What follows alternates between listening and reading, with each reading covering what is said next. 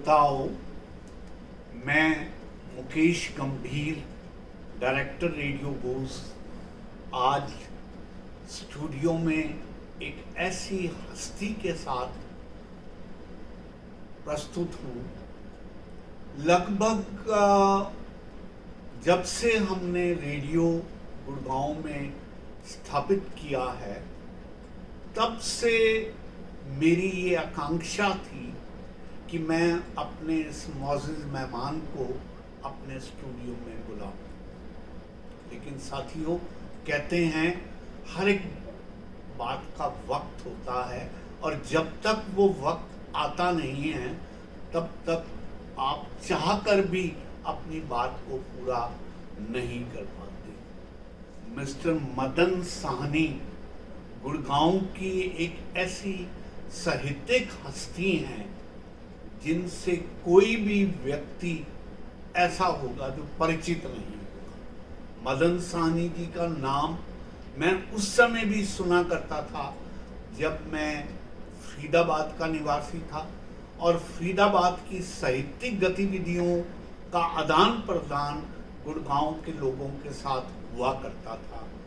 आज साहनी जी को अपने मध्य पाकर सच में तहे दिल से मैं आभारी हूँ, और इनका बहुत बहुत खैर मकदम करता हूँ कि इन्होंने मेरी रिक्वेस्ट पर समय निकाला और आज हमारे बीच में उपस्थित हैं और हमारे से बातचीत करने के लिए राजी हुए हैं। साहनी साहब, आपका पुनः बहुत बहुत स्वागत। मेरा सौभाग्य। साथियों, साहनी जी उसमें भी मेरे बहुत नज़दीकी तौर पर मानता हूँ उनको, क्योंकि आप भी गुड़गांव में पले बड़े हुए, गवर्नमेंट कॉलेज गुड़गांव में एजुकेशन प्राप्त की, और अभी जब हम बैठ के बातचीत कर रहे थे तो बहुत सी ऐसी बातें कॉलेज की भी हमने साझी की, और ये लगा कि पुराने जितने भी तार थे वो एक बार फिर से जुड़ गए हैं। साहनी साहब, सच बात है, तहे दिल से मुझे बहुत अच्छा लग रहा है कि अपने एक पुराने साथी, बिल्कुल सेम इंटरेस्ट रखने वाले, सेम साहित्य में जुड़े हुए आप आज गुड़गांव को रिप्रेजेंट कर रहे हैं। तो सच बात है, ऐसे लग रहा है जैसे आप अपने ही घर में आए हैं, और उतनी ही खुशी हो रही है जी, क्योंकि हमारे बहुत से संस्मरण साझे जी, बहुत सी यादें बिल्कुल एक दूसरे को छू के निकल जाती हैं। बहुत से मित्र भी ऐसे हैं साझे हैं। तो ये परचांस आज आपसे बात की तो सारा यस माहौल जिंदा हो गया जी। मुझे भी अपनी जवानी के उस दिन याद आ गए जब हम गवर्नमेंट कॉलेज में पढ़ते थे। जी, कौन कौन से हमारे लेक्चरर्स थे, कौन प्रिंसिपल थी, वो सारी बातें दोहराने का एक अलग सुख है, एक आनंद है, अलग मजा है। बिल्कुल सच बात तो ये है कि आप उसमें भागीदार, मैं भागीदार। तो लगता है कि कुछ मुझसे जो छूटा है वो आपके पास था, बिल्कुल, और जो आपसे छूट गया होगा वो मैंने आपसे साझा किया है। तो अच्छे दिन थे, सादगी के दिन थे। साहनी साहब, मैं चाहूँगा कि आप हमारे श्रोताओं से थोड़ा सा अपने गुड़गांव के स्टे के साथ साथ जो आपकी बहुआयामी गतिविधियां हैं साहित्यिक लेवल पर, as a poet, as a writer, उसके बारे में आप थोड़ा सा स्वयं प्रकाश करें। मैं बताता हूँ गंभीर साहब जी। मेरा जो साहित्यिक यात्रा है वो 1981 से शुरू होती है। ओके। उससे पहले स्कूल और कॉलेज में कभी कुछ लिख लिया, पढ़ दिया, वो एक जोश होता था कि हाँ मुझे किसी यूथ फेस्टिवल में जाना है तो एक गज़ल पढ़नी है, मुझे किसी कार्यक्रम में जाना है, भाषण देना है तो उसके लिए कुछ लिख के जाना है। लेकिन वो आधार शायद वहाँ बना था जी। और 81 में गुड़गांव में जब हमने हिंदी साहित्य सम्मेलन प्रयाग की शाखा स्थापित की जी, और मैं उसका सचिव था, तो फिर निरंतर हमारा काम साहित्यिक क्षेत्र में अपने आप को बढ़ाने का था और लोगों को साहित्य से जोड़ने का एक हमने बीड़ा मुहिम, उठा हाँ ली, जी। वो मुहिम उठा ली। हाँ, और मैं आपको बताऊं कि उस समय बिल्कुल जिसे कहना चाहिए कि गुड़गांव ऐसा था कि यहाँ शायद साहित्य के बारे में कोई ऐसी, लेकिन उर्दू के कुछ लोग थे, जी मैं उनको आज याद करना चाहूँ तो रवि चतुर्वेदी जी या और कुछ लोग जो उर्दू को जी। लिखते थे, मनोहर लाल मनोहर जी, जी वो भी हमसे जुड़ गए, इसलिए कि हमने एक संस्था के रूप में काम करना शुरू किया। जी। और संस्था का जब रूप होता है तो एक अनुशासन बन जाता है, जी, जी। एक नियमित गोष्ठी होती है, तो उर्दू और हिंदी वाले मिल के बहुत से कार्यक्रम करते थे। जी धीरे धीरे हिंदी के लोग भी या हिंदी में लिखने वालों की जिनकी चाहत थी वो लोग जुड़ते गए। और सुषमा जी के साथ जब ये सम्मेलन जुड़ गया, हम सुषमा स्वराज की बात कर रहे हैं जी और उसके बाद तो फिर बहुत से लोग केवल इसलिए भी जुड़े कि इस बहाने हम बड़े बड़े लोगों के साथ संपर्क में बैठ सकते। जी लेकिन 81 से लेकर और आज तक की यात्रा में देखता हूँ कि जिन लोगों ने हमारी संस्था को एक सदस्य के रूप में ज्वाइन किया, जी आज वो स्थापित साहित्यकार हैं। जी चाहे वो सत्यपाल सक्सेना रहे हों, जी चाहे वो रमेश निर्भय रहे हों। मैं बहुत पुराने लोगों को याद करता हूँ साहित्य के क्षेत्र में, सतपाल सिंह चौहान का काम देख जी जी लीजिए, जी जी और बहुत से ऐसे लोग जिनकी पुस्तकें भी, त्रिलोक कौशिक हमारे बीच से जी, निकले हैं, जी। आज उनकी कई पुस्तकें प्रकाशित हो चुकी जी, हैं जी। हमारे बीच में से ही। और ऐसे नाम मैं ले सकता हूँ जिन्होंने कला के क्षेत्र में, साहित्य के क्षेत्र में, थिएटर के क्षेत्र में, क्योंकि हम इन तीनों विधाओं को अपने साथ जोड़ के चलते थे, जी तो उनमें उनका नाम है। छवि मित्तल बहुत अच्छी गायिका थी, फिल्म एक्ट्रेस बनी, स्थापित हैं आज। तो कहने का अर्थ ये, जो न्यूज़ रीडर हैं आपके दूरदर्शन पे, उनमें से 3 लड़के हमारे इस संस्था से निकले हुए हैं।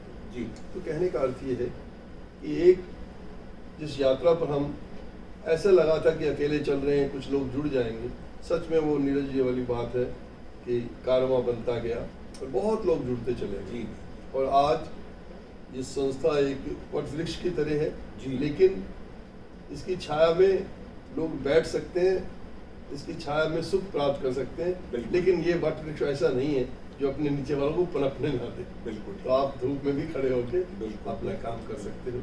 तो वो एक यात्रा है और बड़ी सुखद यात्रा है। हाँ जी और मैं ये कह सकता हूँ, बड़े गर्व से कह सकता हूँ कि आप अच्छा काम करते हैं तो पैसे की गुड़गांव में कोई कमी नहीं, जी जी संसाधनों की कोई कमी नहीं है। जी यहाँ के जितने अधिकारी रहे उन्होंने, जितने उद्योगपति हैं उन्होंने, जितने समाज सेवी हैं उन्होंने हमेशा साहित्यिक कार्यक्रमों को बढ़ावा दिया है।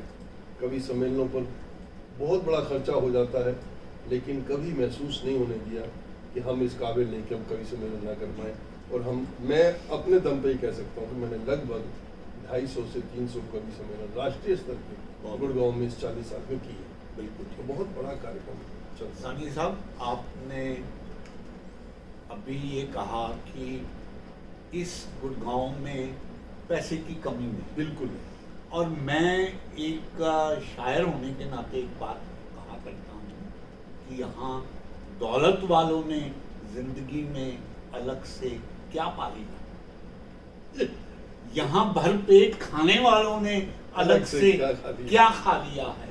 जिंदगी के स्वाद यहाँ भूख में बबसता है, जिसने खुद को गवा दिया उसने ही पा लिया। तो सानी साहब, हम और आप उस अवस्था में हैं जहाँ अब हमें लगता है कि समाज की सेवा करके स्वयं का वैल्यूएबल समय साहित्य में लगाकर हम ज़्यादा कुछ प्राप्त कर सकते हैं बनिस्बत की उसी दौड़ में लगे रहें जिसमें सिवाय पैसे के और आपके हाथ में शायद कुछ नहीं लगता। तो नहीं गंभीर साहब, मैं आपकी बात को बिल्कुल समर्थन देता हूँ जी, और मेरा भी ये मानना है कि आर्थिक उपलब्धियाँ उतना अर्थ नहीं रखती। बिल्कुल स्पष्ट कह रहा हूँ, उतनी अर्थ नहीं रखती यस, जितना आपने समाज में जो सम्मान अर्जित किया है वो अर्थ रखता है। यस, और समाज आपको महत्व आपके पैसों की वजह से दिखावे में तो दे सकता है, लेकिन मन से वो तभी आपको सम्मानित करता है जब उसे लगता है कि आपके समाज के हित में कुछ काम करना। बिल्कुल। और साहित्य भी एक समाज के हित की विधा है। बिल्कुल। आपके शब्दों से समाज की सेवा होती है। कुछ लोग अपने कार्यों से समाज की सेवा करते हैं, कुछ लोग यस अपने पैसे से भी समाज की सेवा कर सकते हैं और करते हैं। राइट। तो अर्थ ये है कि आप दूसरों के लिए क्या करते हैं। यस। और जब आप कहते हो ना कि किसी ने क्या पा लिया, बिल्कुल ठीक है। अगर आप केवल पैसा बैंक में रखे रहें तो रखा रहेगा, बिल्कुल ठीक। आपने उसका क्या उपयोग किया, और उससे अगर दो लोगों के आपने जीवन संवार दिए राइट। तो शायद आपने जो काम भगवान को करना था बिल्कुल। वो कर दिया। बिल्कुल तो ठीक। कहने का अर्थ ये है कि आपका उद्देश्य क्या है। यस। पैसा कमाना कोई बुरी चीज नहीं है, हाँ। लेकिन उसका उपयोग कैसे करना है। Yes. आपके स्वास्थ्य ठीक है, आप तन से भी सेवा कर सकते हैं, आपकी जेब गर्म है, आप धन से सेवा कर सकते हैं, और आप भावुक लोग हैं, Yes. साहित्यिक लोग हैं, तो बिल्कुल। आप मन से सेवा कर सकते हैं। बिल्कुल। तो इसलिए तन मन धन तीनों मिलके बिल्कुल। समाज के लिए हैं। बिल्कुल। अपने लिए उतना जरूर कि आप स्वस्थ रहें, राइट। अपना जरूरतों को पूरा कर सकें, बिल्कुल। और अतिरिक्त जो आपके पास है तो फिर जिसका है उसको देने में आप तत्पर रहने चाहिए। बिल्कुल। यही जीवन है। सानी साहब, आपने अपने अनुभव के आधार पर जिस बात को मैं कह रहा था और अच्छे से इलस्ट्रेट कर दिया। देखिए, बड़े से बड़े ऑफिसर भी, बड़े से बड़ा बिजनेसमैन भी जब कभी आपको मिलता है तो वो आपसे उसने कितना धन इकट्ठा कर रखा है इसके बारे में बात नहीं करता, लेकिन अगर उसने कोई पुस्तक पब्लिश कर रखी है, कविताओं का कोई संग्रह कर रखा है, या अध्यात्म के किसी विषय पर उसने कुछ लेक्चर्स इकट्ठे कर रखे हैं, उसकी चर्चा वो जरूर करता है, क्योंकि उसको भी ये लगता है कि बाकी सब बातें तो सामान्य है, मैं यूँ कहूँगा सामान्य है, ये Yes. थोड़ी सी चीज अलग हटके हटके है। जो अलग हटके की जाती है उसकी Exactly. अलग से पहचान है। देखें, मैं एक अक्सर शायरी में एक बात कहा करता हूँ कि मैं जज्बातों से बेईमानी कर नहीं सकता। मैं जिस बातों से बेईमानी कर नहीं सकता। सच तो ये है कि घुट घुट के मर नहीं सकता। खुदा ने मुझे शायरी की तौफीक बख्शी है, मैं उसकी रहमत से गफलत कर नहीं सकता। मैं उसकी रहमत से गफलत कर नहीं सकता। सच बात है, परमात्मा जिन जिन को भी इस तरह के किसी गुण से नवाजता है, तो जिस तरह से कहते हैं महात्मा बुद्ध को जब ज्ञान हुआ था तो पहला उनका रिएक्शन ये था कि मैं चुप रहूंगा और इन मूर्ख लोगों को मैं क्या बताऊंगा, ये क्या समझेंगे। लेकिन कहते हैं फिर देवताओं ने गोष्ठी करी और महात्मा बुद्ध को प्रेरित किया कि सदियों में कोई आप जैसा बिरला पैदा होता है, अगर तुम भी चुप हो जाओगे तो इनका उद्धार कौन करेगा। ठीक ऐसे ही मैं समझता हूँ जिसको भी परमात्मा ने किसी भी हुनर से नवाजा है, उसको उस हुनर को जितना संभव हो सके वो आसपास लोगों के साथ साझा करना। साझा। बिल्कुल बिल्कुल। तो सानी साहब, क्योंकि आप भी इसी विचारधारा को जीते हैं, उसी में रहते हैं, तो मैं ये जानना चाहूँगा कि विधिवत रूप से आपकी कितनी पुस्तकें अब तक पब्लिश हो चुकी हैं और किस विधा में आप लिखते हैं। मैं मूल रूप से तो कविता को ही अपना साहित्य का आधार क्षेत्र मानता हूँ कि हाँ। मैंने कविता में प्रवेश किया जी। और इसके माध्यम से अपनी बातों को कहने का प्रयास किया। राइट। मेरे दो तो काव्य संकलन प्रकाशित हो चुके हैं जी, जिनमें एक तो ये हमारे पास है। सफर की तलाश है। हाँ जी। इससे पहले पगडंडिया नाम से एक काव्य संकलन मेरा आ चुका है। अच्छा। इसके अतिरिक्त 3 काव्य संकलन मैंने और प्रकाशित किए हैं, जिससे मैंने दूसरे कवियों के भी श्रेष्ठ रचनाओं को सम्मानित किया है। Very good. उसमें ओस के मोती, नेह के दीप और माटी की महल, ये 3 पुस्तकें उसमें अतिरिक्त प्रकाशित की। इसके अलावा मैंने समय समय पर अपनी संस्था के लिए भी और दूसरी जो शहर की समाज सेवी संस्थाएं हैं उनके लिए स्मारिकाएं प्रकाशित की हैं और बिल्कुल इंडिपेंडेंट रूप से उनका संपादन किया है। ठीक है। और विशेष रूप से उल्लेख करना चाहूँगा, हरियाणा के रजत जयंती पर 1991 में मैंने हरियाणा सरकार के आग्रह पर हरियाणा रजत जयंती विशेषांक का प्रकाशन किया था। ओके। इसमें गुड़गांव का पूरा इतिहास समाहित है और लगभग 20-25 पृष्ठ में मैंने गुड़गांव का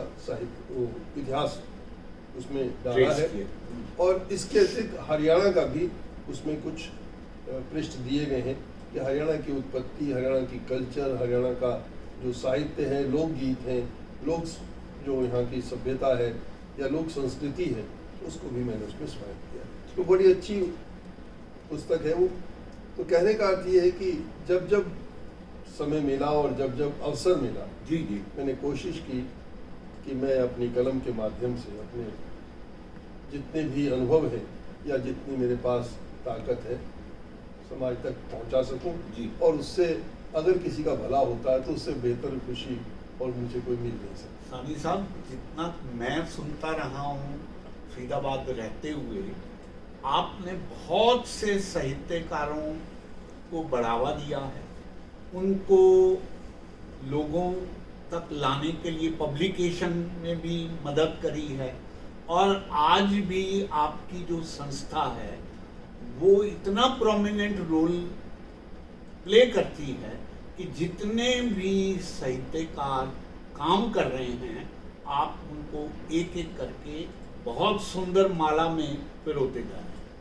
रवि साहब, आप देखिए, ये कोई मतलब लगता है कि प्रशंसा कर रहा हूँ, लेकिन वास्तविकता ये सच्चाई यही है कि हमारे यहाँ इस देश के महानतम जो लेखक हैं जी, उनको मैंने आमंत्रित किया, जी जी, लोगों से मिलने का मौका दिया, बात करने का मौका दिया, जी, देखने और छूने का अवसर दिया। जी जी, जितने शायर बहुत बड़ी हैं, बात है। जितने कवि हैं, हाँ जी, निदा फाजली से लेकर नीरज सर, वसीम बरेलवी साहब, बशीर बद्र साहब और किशन सरोज जी और गीतकार धनंजय हों और विज्ञान व्रत हों या पूरी एक श्रृंखला है जी, इन सब लोगों को, आपके आजम शाकरी साहब हाँ, या देवबंदी साहब, नवाज साहब, जी, मतलब एक नहीं लगभग 80 साहित्यकारों को हाँ, हम हर वर्ष Yes. जैसे दो तो 40 साल की यात्रा है, हाँ, तो हम उनको सुनते हैं, उनके साथ भोजन करते हैं, बातचीत करते हैं और बातचीत का मतलब संवाद। बिल्कुल। आप कुछ भी पूछिए, कुछ भी, तो अपने जीवन के बारे में आपको बताते हैं। एक तो ये यात्रा रही है, दूसरा ये कि यहाँ की स्थानीय जो प्रतिभाएं हैं, हाँ, उनको आगे बढ़ने के लिए हमने मंच दिया। बिल्कुल ठीक, स्कूल लेवल के बच्चों से लेकर कॉलेज लेवल के बच्चों तक के लिए जी, हम मंच प्रदान करते हैं। जी, उनके लिए वो सारी सुविधाएं जुटाते हैं जो एक बड़े मंच के लिए आवश्यक है। कहने का अर्थ कि साउंड सिस्टम, लाइट सिस्टम और जितने पीछे बैकग्राउंड पे कुछ चेंज करना है, वो सारी सुविधाएं देके एक अनुभव देते हैं कि आप अगर बड़े कलाकार बनेंगे तो इस तरह के माहौल से आपको जाना होगा जी। तो वो सब भी हमने कोशिश की है। और इसी वर्ष अभी हम करके हटे हैं 14 और 15 को कला उत्सव, 2 दिन के कार्यक्रम में 1500 बच्चों ने भाग लिया, 35 स्कूलों ने भाग लिया। हालांकि इस बार थोड़ा कम था, लेकिन इससे पहले तो 2000 से ऊपर बच्चे भाग लेते हैं, 40 स्कूल भाग लेते हैं। तो कहने का अर्थ ये है कि हर साल ये रेगुलर कार्यक्रम है, साहित्य उत्सव, संगीत उत्सव, जी, कला उत्सव, स्वतंत्रता दिवस समारोह, डेक्लेमेशन या भाषण वाद्य प्रतियोगिता, ओके, और इसके अतिरिक्त नाटक, रंगमंच, इन सब क्षेत्रों में जहाँ जहाँ हमारी पार बसाती है, जहाँ जहाँ हम संसाधन जुटा सकते हैं, वो बच्चों के लिए जुटाते हैं। बहुत, और इसमें समाज भी हमें पूरा भरपूर सहयोग देता है। ये नहीं कि कोई मैं घर से करता हूँ, सब संस्था के माध्यम से होता है, बड़े अच्छे स्तर पर जी, काम चल रहा है। बहुत बढ़िया बात है। सानी साहब, इससे पहले कि हम और जो विभिन्न पहलू हैं उनके ऊपर थोड़ा और जानकारी लें, मैं चाहूँगा कि आप ये कविता वाली पुस्तक भी पढ़ी है, जो आपकी प्रोमिनेंट 1-2 कविताएं हैं, उनका हम आपसे पाठ सुनें। मैं आपको एक कविता सुनाता हूँ, सहज भी है और जिसे कहना चाहिए कि मेरी शैली में वो व्यंग भी है। ओके। हम सब लोग कहीं ना कहीं किसी गांव से शहर में आके बसते हैं जी, और हमारे मन में हमेशा हमारा गांव बसा रहता है, और शहर में जब हम दुविधाओं से और यहाँ के जो समस्याओं से जूझते हैं तब ये कभी कभी ख्याल आता है कि जब हम अपने गांव लौटेंगे तब सब सुख मिलेगा। बस उसको मैंने विषय बनाकर जो कविता लिखी है जी। मैं आपके साथ साझा करना चाहता हूँ कि मेरा मन ऊब गया इस शहर से, मेरा मन ऊब गया इस शहर से, मैं भाग जाना चाहता हूँ दूर अपने छोटे से गांव में जहाँ दिन उगता था मुर्गे की बांग से। यहाँ इस शहर में ये पहचानना मुश्किल है कौन सा हूटर दिन निकलने से पहले और कौन सा बात का। क्या बात। मेरा मन उब गया इस शहर से, मैं भाग जाना चाहता हूँ दूर अपने छोटे से गांव में जहाँ दिन उगता था मुर्गे की बांग से। या इस शहर में ये पहचानना मुश्किल है कौन सा हूटर दिन निकलने से पहले और कौन सा बात का है। वहां दिन शुरू होता था फसलों की महक और पक्षियों की चहक से, यहाँ शुरू होता है बेमुद्दा फिजूल बहस से। सच मेरा मन उब गया इस शहर से। जी। मैं गांव से भागा था शहर को लूटने और इस शहर ने मुझे लूट लिया। क्या बात है। मैं गांव से भागा था शहर को लूटने और इस शहर ने मुझे लूट लिया है। अब मुझ में बचा ही क्या है मेरे गांव का। मैं नहीं उगा सकता गमलों में फूल क्या सिर्फ कैक्टस ही उगते हैं। मैं नहीं उगा सकता गमलों में फूल क्या सिर्फ कैक्टस ही उगते हैं। सड़कों के किनारे बेगन बेलिया लगा है, फूलों से भी कांटों का काम लेते हैं लोग। सच मेरा मन उब गया है इस शहर से। बहुत सुंदर, बहुत सुंदर। जी चाहता है घर के सामने म्यूनिसिपैलिटी पार्क में लगे इकलौते पेड़ की छां तले। दृश्य देखिए, जी चाहता है घर के सामने म्यूनिसिपैलिटी पार्क में लगे इकलौते पेड़ की छां तले अधरंगा लेट जाऊं और कोई पुराना गीत गाऊं। पर नहीं, ऐसा नहीं हो सकता। माली जाने दे डाले कितनी बड़ी गाली और पड़ोसी बेशर्मी आवारा गर्दी की रपट दिखा दे। क्योंकि इस शहर में नंगा होना जुर्म नहीं है पर होना चाहिए फैशन। क्योंकि इस शहर में नंगा होना जुर्म नहीं है पर होना चाहिए फैशन में। ऐसे दोहरे और कंफ्यूज लोगों से मेरा मन उब गया है, मेरा मन उब गया है इस शहर से। चांदनी रात में छत पर लेटकर तारे गिनने का मन करता है। और इस शहर में चांद तो कभी दिखा नहीं, फिर तारों की भी साथ क्या।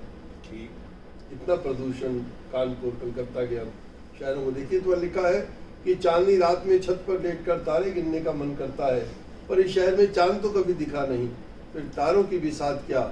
हर रोशनी के नाम पर सड़कें जगमगा रही हैं पर भीतर के अंधेरे छुपा रही हैं। सच मैं ये शहर छोड़ चला जाऊंगा दूर अपने छोटे से गांव में। यह सोच मैं लेट गया अपने महंगे किराए वाली तंग कोठरी में। तभी किसी ने दरवाजा थपथपाया, मैं घबराया। जरूर गांव से छोटा भाई आया होगा, उसने भी शहर लूटने का प्लान बनाया होगा। दरवाजा खोला तो वही खड़ा था। गांव में होता तो यकीनन उसे मेरे पांव छूने थे, पर शहर में तो ये सब मैं बहुत पहले देख चुका था। सो चुप रहकर सहकर पूछा, छोटे गांव में सब कैसे हैं? बोला, भैया अब तो गांव में भी सब शहर जैसे हैं। अब तो गांव में भी सब शहर। बहुत तो ये अब स्थितियां बदली हैं साहब। गाँव का भी शहरीकरण हो गया। हमें वो कुएं का पानी, हमें वो तालाब का किनारा, वो पेड़ और वो पीपल अब कहाँ मिलते हैं। तो उस दृष्टि से बहुत सनी साहब, आपकी इस कविता को सुनकर दो रुबाइयां इसके पैरेलल कि दौड़ते हुए गिर पड़ो तो लोग हंसते हैं, अगर धीमे चलो तो यही ताने कसते हैं। इनसे पूछो तो इनको वो अच्छे लगते हैं जो ना तो गरजते हैं ना बरसते हैं। क्या बात।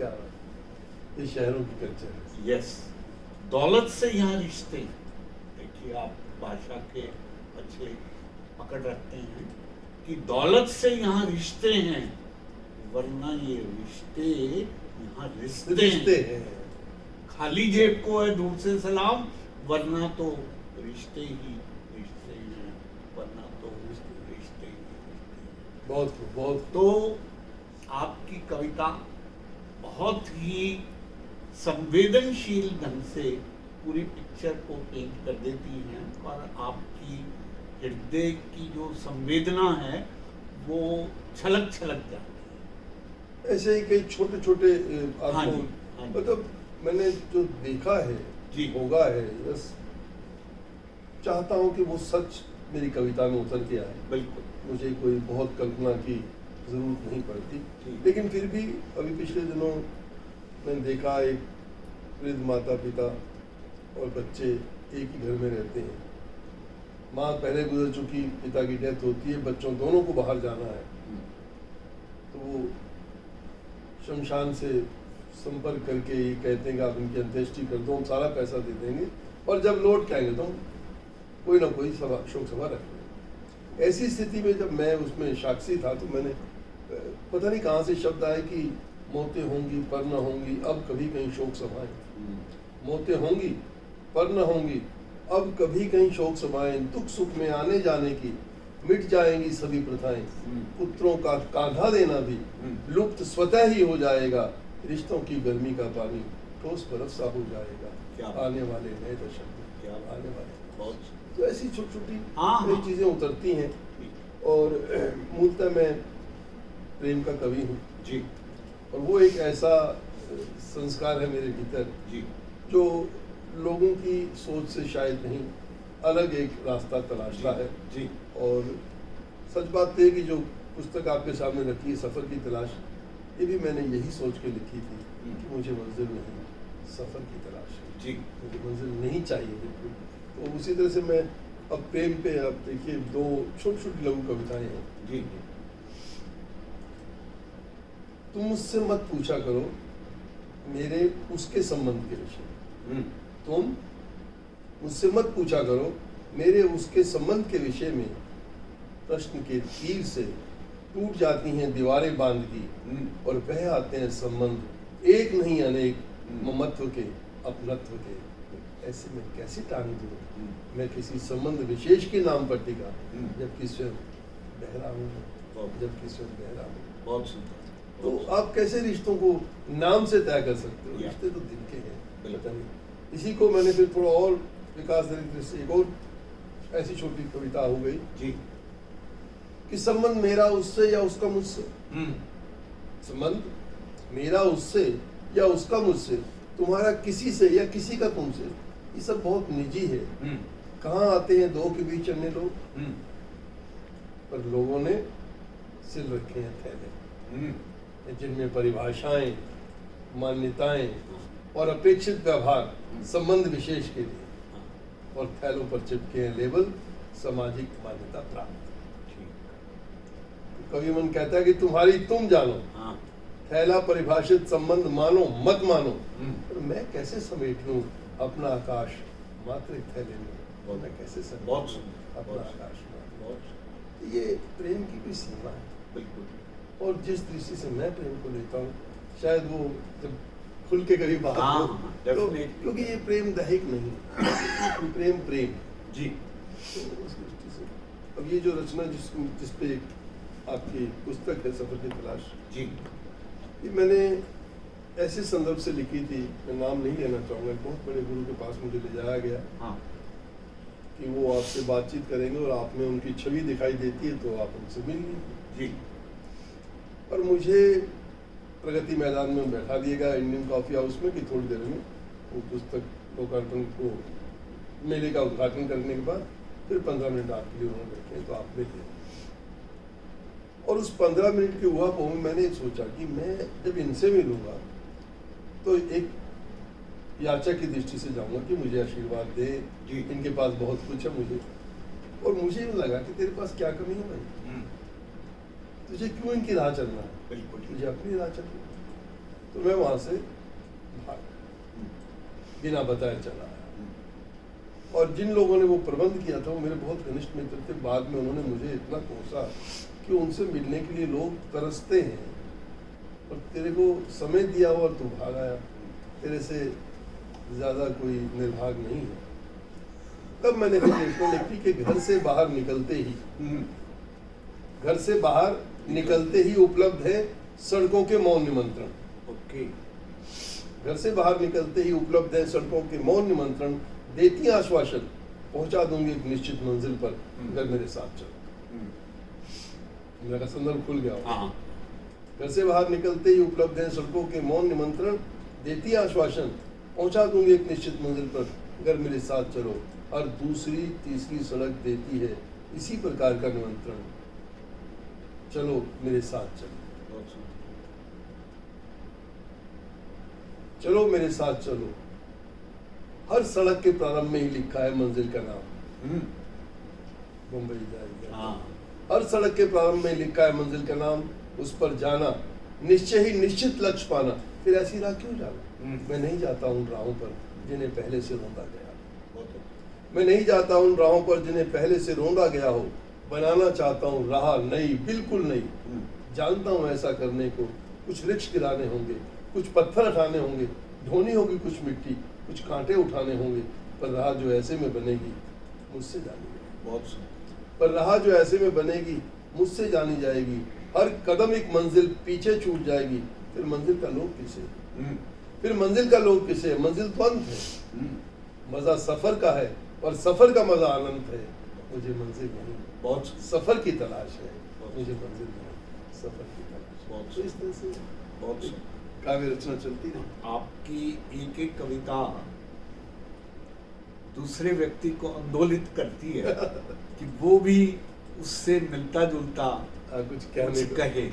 तो मैं कहता हूँ कि ना सही बेशुमार दौलत, ना सही बहुत- बेशुमार दौलत तेरी रहमत का खजाना तो है, वाह, और ना चढ़े इश्क परवान मेरा तेरी जुस्तजू का बहाना वो तो है।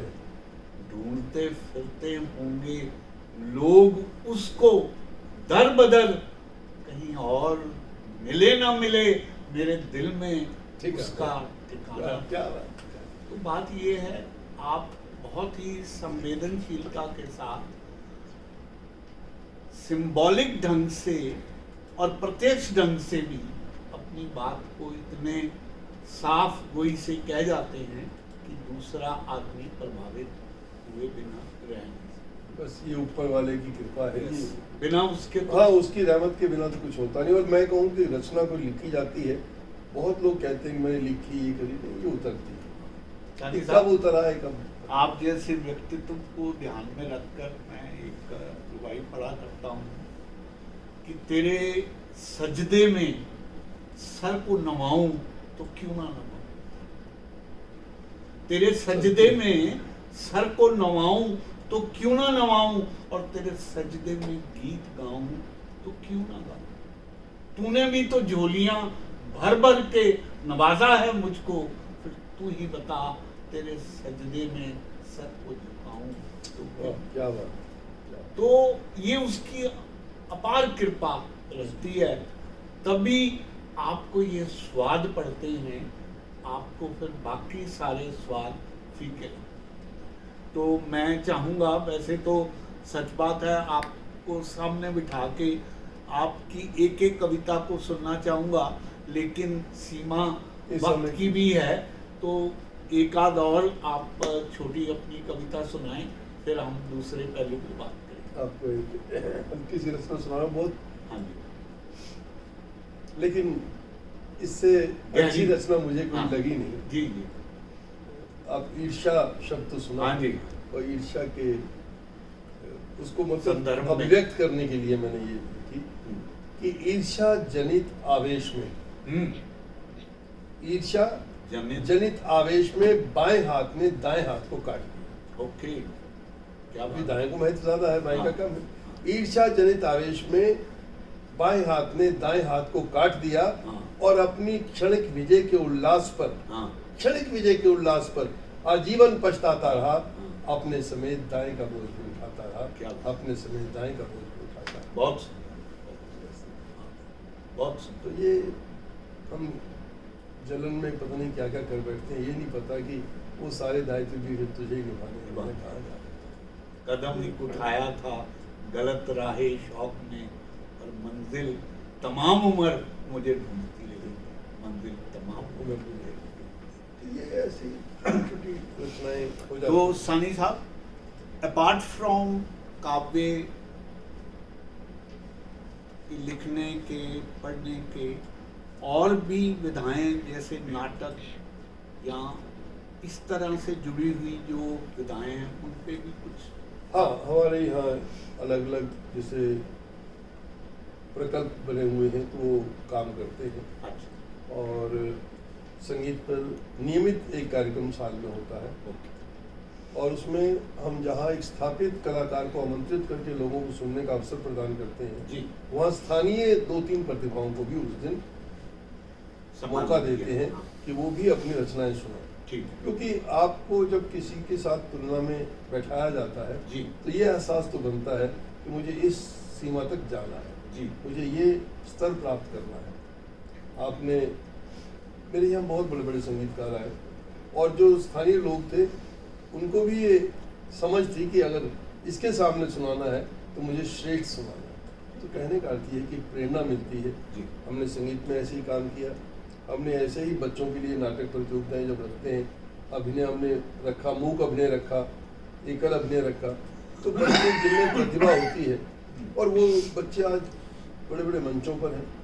हमारे यहाँ से ही ऐसे ऐसे लोग निकल कर गए हैं जो नाटकों में अपनी धूम मचा रहे हैं। और गुड़गांव तो वैसे भी आपको भी परिचित हैं गवर्नमेंट कॉलेज से, जी, ये भी एक खान रहा है बिल्कुल, प्रतिभाओं की। बिल्कुल, आज अगर मोहन कांत, अर्जुन वशिष्ठ, सुनील पुजारी, महेश वशिष्ठ, इन लोगों के मैं नाम ले रहा हूँ, फिल्मों में इन्होंने काम किया। और रात को देख लीजिए जो अभी क्या नाम है उसका,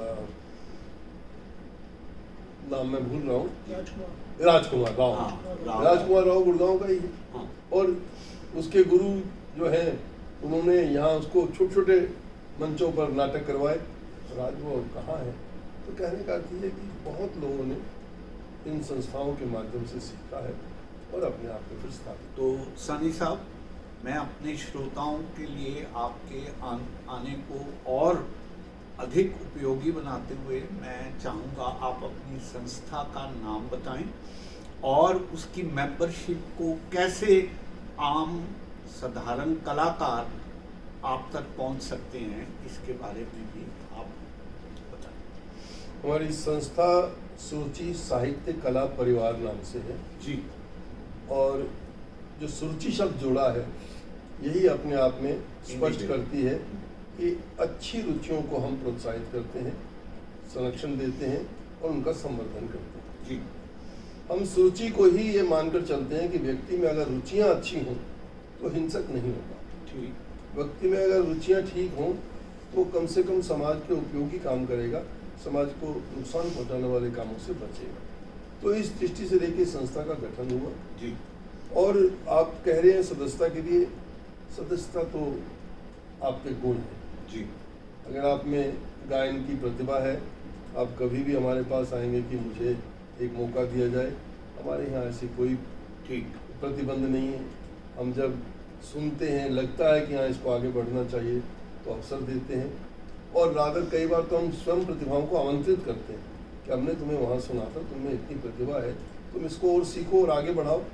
तो अब इसी कार्यक्रम में हमारे यहाँ से गुड़गांव के बहुत बड़े उद्योगपति हैं, उन्होंने हमें ये कहा है कि अगर किसी बच्चे को कुछ सीखना हो, कहीं जाना हो और उसके लिए फीस लगती हो, देने के काबिल ना हो, तो 5 लाख रुपए की राशि हमने उसके सुरक्षित रखी है बहुत कि हम उसको दे सकते हैं। बहुत सुंदर। और उसी को नहीं, 5 बच्चे हैं तो 1 लाख आ जाएगा, और बच्चे हैं तो और कम आ जाएगा, लेकिन सीखने के लिए हमारे पास, ताकि उसको कोई दिक्कत ना हो, आर्थिक रूप से कोई दिक्कत ना हो। चित्रकला में मैं आपको बताऊं, हमारे यहाँ बच्चे इतने गुड़गांव में प्रतिभाशाली हैं जी, कि एक स्थापित कलाकार जैसी कृति बना सकता है वैसे स्कूलों के बच्चे बना रहे हैं।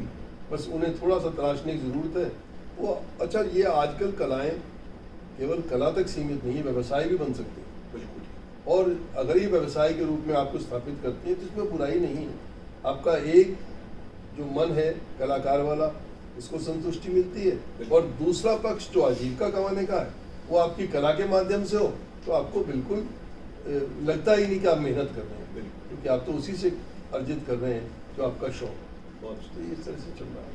अच्छा, सानी साहब, आपसे बातचीत करके मैं समझता हूँ कि एक साहित्य से संबंधित पूरा स्नान आज आपके साथ बैठ के हो गया, और मैं इस साक्षात्कार को इस रुबाई के साथ कंक्लूड करना चाहूँगा कि छोड़ बाहर को, मन को देख। वाह। छोड़ बाहर को, मन को देख, भीतर है जो धन को देख। क्यों भटके है मंदिर मस्जिद, अपने भीतर फन को देख, अपने भीतर फन को देख। तो साथियों, आपके फन की कदर करने के लिए आज सानी साहब से हमने ये साक्षात्कार प्रस्तुत किया। मैं समझता हूँ कि सानी साहब का हमारे स्टूडियो में आना बहुत अधिक सार्थक साबित होगा और आप सब जो भी आगे बढ़ना चाहते हैं, आप सानी साहब से डायरेक्ट कांटेक्ट करें, हमारे माध्यम से करें। आप मोस्ट वेलकम हैं और मैं सर आपका बहुत बहुत आभार व्यक्त करता हूं कि आप आए और आज आपने खुलकर अपनी बातचीत। आपका भी बहुत बहुत धन्यवाद, मुझे अवसर दिया अपने आप को लोगों के साथ साझा करने। बहुत